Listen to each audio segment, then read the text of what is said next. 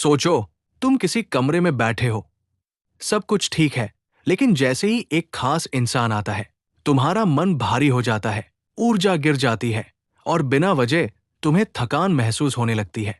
क्या कभी ऐसा हुआ है?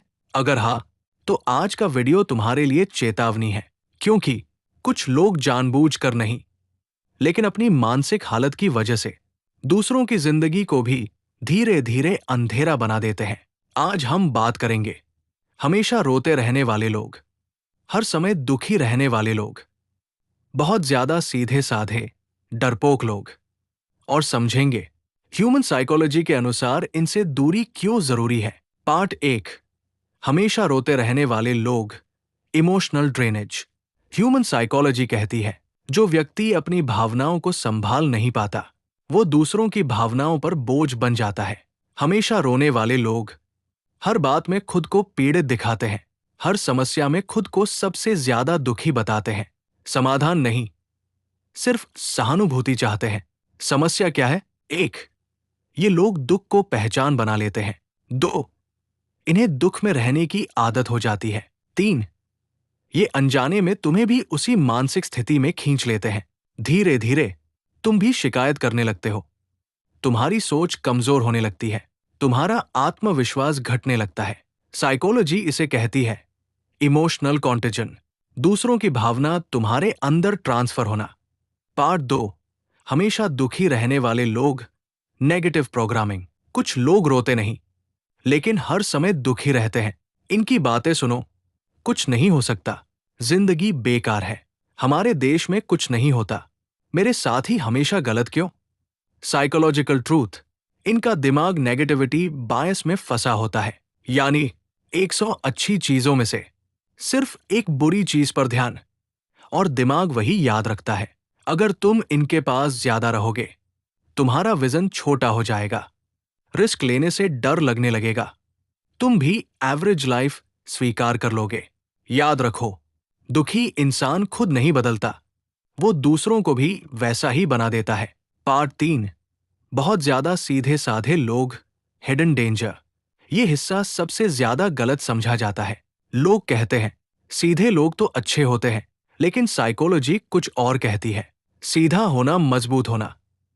बहुत ज्यादा सीधे लोग ना कहना नहीं जानते, अपने हक के लिए खड़े नहीं होते, हर बात चुपचाप सह लेते हैं। इसका नुकसान: 1, ये खुद शोषित होते हैं। 2, और तुम्हें भी कमजोर सोच सिखाते हैं। 3, संघर्ष से भागना नॉर्मल लगने लगता है। ह्यूमन साइकोलॉजी कहती है, जो व्यक्ति खुद की रक्षा नहीं कर सकता, वो तुम्हें भी सुरक्षित नहीं रख सकता। पार्ट 4, डरपोक लोग, फियर ट्रांसफर। डरपोक लोग हर फैसले से डरते हैं, हर नए कदम में खतरा देखते हैं, हर मौके में नुकसान ढूंढते हैं। साइकोलॉजिकल इफेक्ट, डर भी संक्रामक होता है। अगर तुम इनके साथ रहोगे, तुम्हारा साहस घटेगा, तुम भी क्या होगा अगर में फंस जाओगे, जिंदगी में बड़े कदम नहीं उठा पाओगे। सपने डरपोक लोगों के साथ बैठकर नहीं पूरे होते। पार्ट 5, क्यों दूरी जरूरी है? कोर साइकोलॉजी, ह्यूमन माइंड एक एनवायरनमेंट प्रोडक्ट है, जिसके साथ तुम बैठते हो, बात करते हो, समय बिताते हो, वही तुम्हारा मेंटल सॉफ्टवेयर बन जाता है।